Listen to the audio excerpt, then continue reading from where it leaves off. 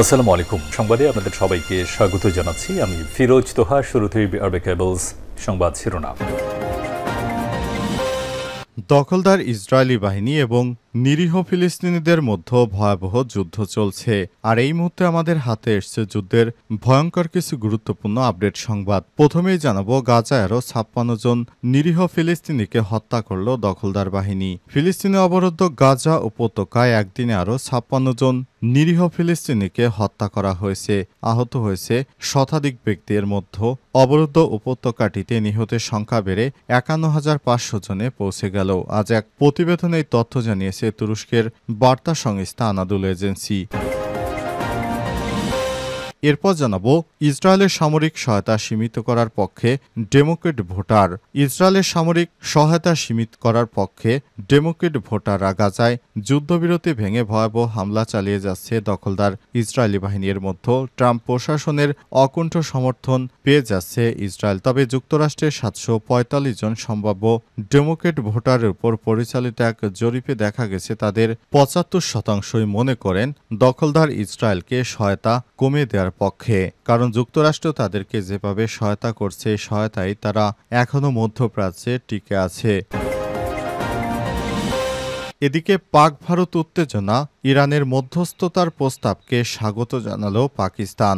ভারতের জম্মু কাশ্মীরের পহেলগাঁওয়ে বন্দুক হামলায় ২৬ জন নিহতের ঘটনায় সৃষ্ট পাকিস্তান ভারত উত্তেজনা নিরসনে মধ্যস্থতার প্রস্তাব দিয়েছে ইরান। ইরানের এই ইচ্ছাকে স্বাগত জানিয়েছেন পাকিস্তানের প্রধানমন্ত্রী শেহবাজ শরীফ।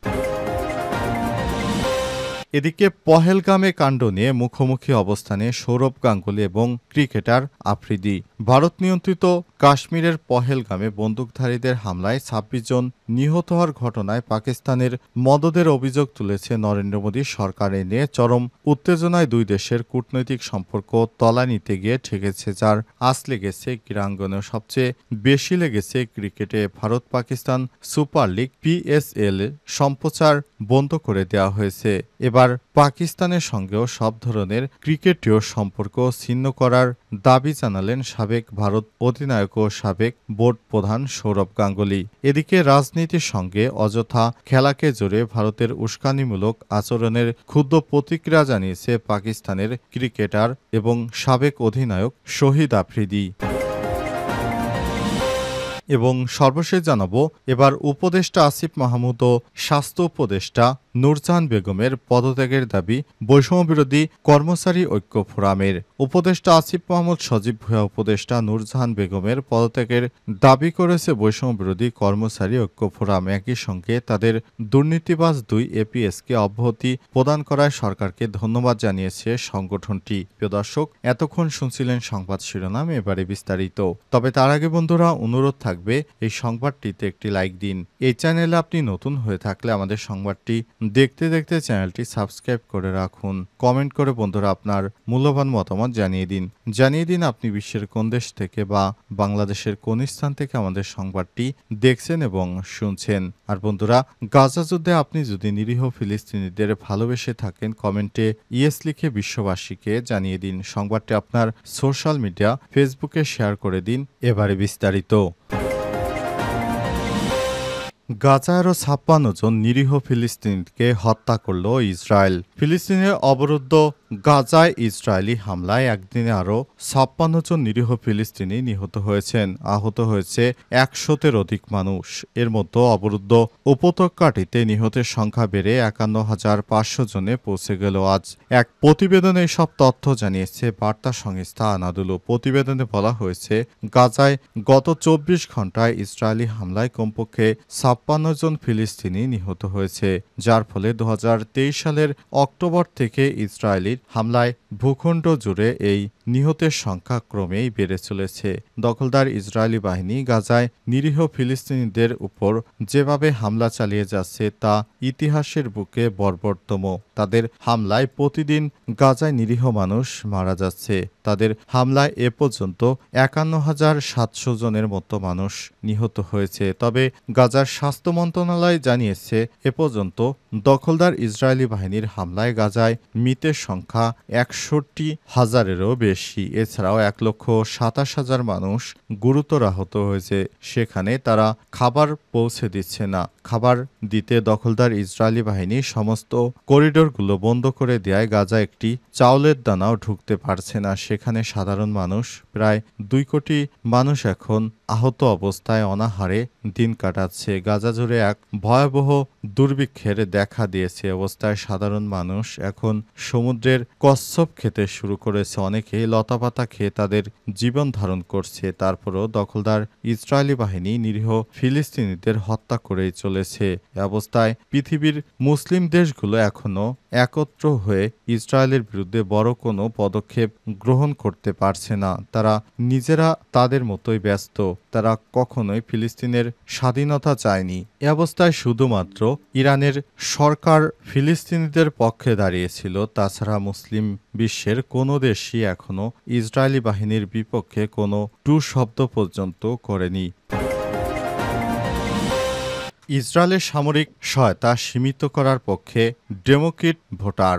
ইসরায়েলের সামরিক সহায়তা সীমিত করার পক্ষে ডেমোক্রেট ভোটাররা গাজায় যুদ্ধবিরতি ভেঙে ভয়াবহ হামলা চালিয়ে যাচ্ছে ইসরায়েল। এর মধ্যে ট্রাম্প প্রশাসনের অকুণ্ঠ সমর্থন পেয়ে যাচ্ছে ইসরায়েল। তবে যুক্তরাষ্ট্রের ৭৪৫ জন সম্ভাব্য ডেমোক্রেট ভোটারের উপর পরিচালিত এক জরিপে দেখা গেছে তাদের ৭১% মনে করেন গাজায় বেসামরিক নাগরিকদের উপর হামলা বন্ধ না করা পর্যন্ত ইসরায়েলের সামরিক সহায়তা সীমিত করা উচিত। পাশাপাশি তারা ফিলিস্তিনিদের অধিকার রক্ষা এবং দীর্ঘমেয়াদী শান্তি প্রক্রিয়ায় প্রতিশ্রুতি নিশ্চিত করারও দাবি জানিয়েছে। এই জরিপটি ডেটা ফর প্রোগ্রেস পরিচালিত এবং প্রকাশ করে। আজ মিডল ইস্ট আয়ের এক প্রতিবেদনে বলা হয়েছে এপ্রিলের ৯ থেকে ১৪ তারিখের মধ্যে SMS ও ওয়েব প্যানেলের মাধ্যমে তথ্য সংগ্রহ করা হয়। জরিপের নমুনা বয়স, লিঙ্গ, শিক্ষা, জাতিগত পরিচয় ও ভৌগোলিক অবস্থান অনুযায়ী ওজন নির্ধারণ করে নেওয়া হয়েছিল যাতে এটি সম্ভাব্য ডেমোক্রেট প্রাইমারি ভোটারদের প্রতিনিধিত্ব করে। জরিপের ফলে সম্ভাব্য ত্রুটির সীমা ±4% পয়েন্টে। সাধারণ যদি জরিপের ত্রুটির সীমা ±4% পয়েন্টের হয় তাহলে ফল ৬৭ থেকে ৭৫%-এর মতো হবে। অর্থাৎ ৭৫% মানুষই মনে করে ইসরায়েল যে কর্মকাণ্ড পরিচালনা করছে তার জন্য তাদের সহায়তা সীমিত করা উচিত এবং যুক্তরাষ্ট্রের এই বিষয়ে পদক্ষেপ নেওয়া অতি জরুরি হয়ে পড়েছে। ইরানের মধ্যস্থতার প্রস্তাবকে স্বাগত জানালো পাকিস্তান।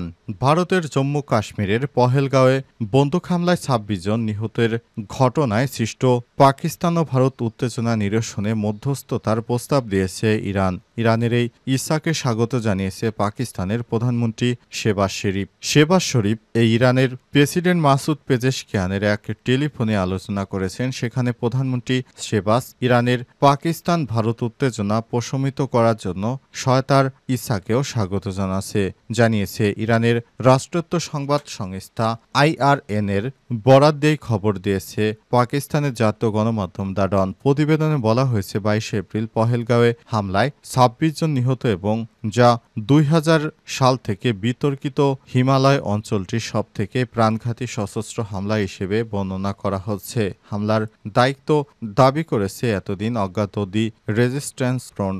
ঘটনার পর পারমাণবিক শক্তিধর দুই দেশ একে অপরের বিরুদ্ধে নানা পদক্ষেপ নিয়েছে, যার মধ্যে ভারত একতরফাভাবে গুরুত্বপূর্ণ সিন্ধু নদের পানি চুক্তি বন্টন নিয়ে পাকিস্তানের সঙ্গে একতরফা অন্যায় করে যাচ্ছে। কিন্তু বিষয়টিকে তারা কোনোভাবেই ছোট করে দেখছে না পাকিস্তান। তাই পাকিস্তানের পক্ষ থেকেও সিন্ধু চুক্তির বিষয়টি নিয়ে সরাসরি ভারতে হামলা চালানোর কথা জানিয়েছে।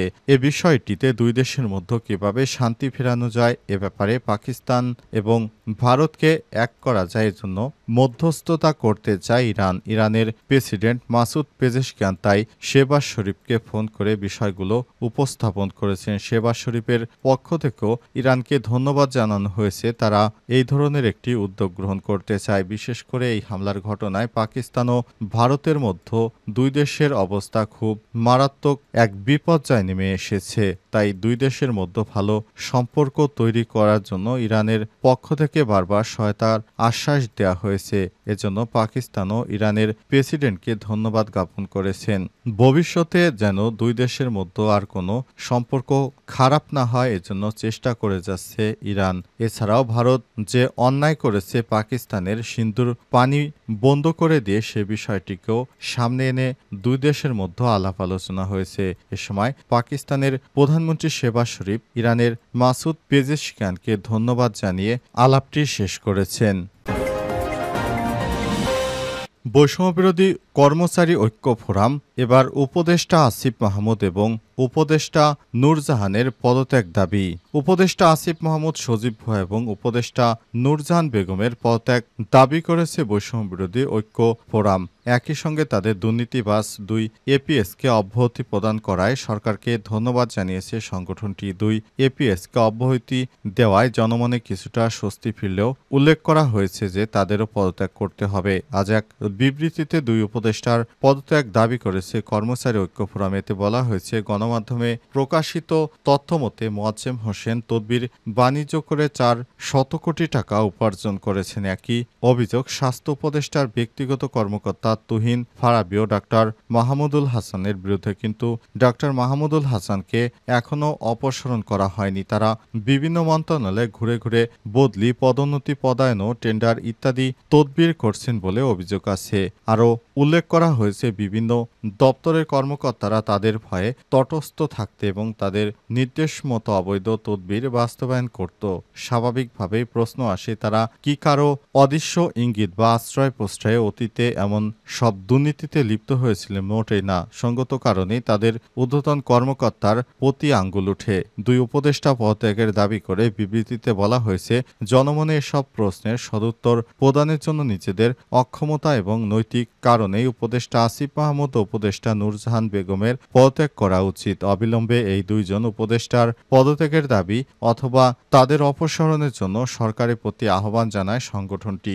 দুর্নীতির অভিযোগে অব্যাহতি পাওয়া উপদেষ্টা আসিফ মাহমুদ, সজীব ভুঁইয়া, সহকারী একান্ত সচিব এপিএস মোহাম্মদ মোয়াজ্জেম হোসেন এবং উপদেষ্টা নূরজাহান বেগমের ব্যক্তিগত কর্মকর্তা পিও ছাত্র প্রতিনিধি তুহিন ফারাবীর বিরুদ্ধে দুর্নীতির অভিযোগ অনুসন্ধান শুরু করেছে দুর্নীতি দমন কমিশন দুদক। রাজধানীর সেগুনবাগিচায় দুদকের প্রধান কার্যালয়ে ব্রিফিংয়ে এক প্রশ্নের জবাবে সংস্থাটির মহাপরিচালক ও মুখপাত্র মোহাম্মদ আক্তার হোসেন এই তথ্য জানিয়েছে।